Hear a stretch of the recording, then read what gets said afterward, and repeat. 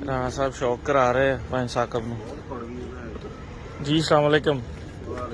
की हाल चाल ने साकब भाई ठीक हो साजी तुसी फड़ो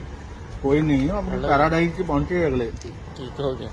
साजी सफर कैसा रहा ਤੁਹਾਡਾ बेहतरीन बेहतरीन किन्नी मोरो टाइम नहीं आ गया जी ਮੋਰੋ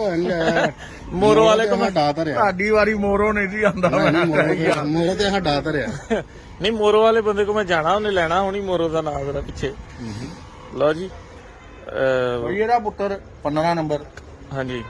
ਅਸੀਂ ਜੀ ਸਾਕਬ ਕੇ Raj and company of Karachi sunshine sunshine ਵਾਲੇ हाँ जी ਇੱਕ ਦੋ ਘੱਟ ਨੇ ਹਲੇ ठीक है ਤੇ ਇਹਨਾਂ ਨੂੰ ਬਹੁਤ ਵੈਲਕਮ ਕਰਦੇ ਆ ਔਰ ਅੱਲਾ ਦੀ ਕਸਮ ਬੜੀ ਖੁਸ਼ੀ ਹੋਈ ਕਿ ਸਾਡੇ ਕੋਲ ਆਏ ਸਾਡੀ ਖੁਆਇਸ਼ ਸੀ ਸਾਡੇ ਕੋਲ ਆਣ ਕਿ ਸਾਨੂੰ ਨਹੀਂ ਬੁਲਾਉਂਦੇ ਰਹਿੰਦੇ हाँ जी हाँ जी ਇਹ ਮੇਰੇ ਭਾਈ ਆ जिंदाबाद जिंदाबाद लो जी ए ने खालिद गिल साहब अस्सलाम वालेकुम जी वालेकुम। की हाल चाल है भाई ठीक हो बस ठीक ठाक। थकावट तो बड़ी होनी है एक सफर तो चलो सफर होंदा लेकिन ये है कि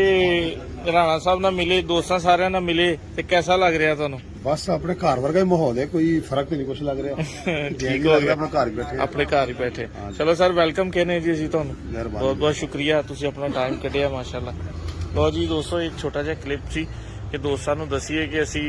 ਸਾਡੇ ਜਿਹੜੇ ਦੋਸਤ ਨੇ ਭਾਈ ਨੇ ਤਸ਼ਰੀਫ ਲੈ ਆਏ ਨੇ ਇਹ ਗੁਫ਼ਤਗੂ ਕਰਦੇ ਆ ਗੱਪਸ਼ਪ ਕਰਦੇ ਜ਼ਰਾ ਖਾਣਾ ਚਾਣਾ ਖਾ ਕੇ ਤੇ ਫਿਰ ਦੁਬਾਰਾ ਤੁਹਾਡੇ ਨਾਲ ਲਾਈਵ ਆਵਾਂਗੇ ਮਜ਼ੀਦ ਗੱਲ ਹੋਏਗੀ ਇਨਸ਼ਾਅੱਲਾ ਓਕੇ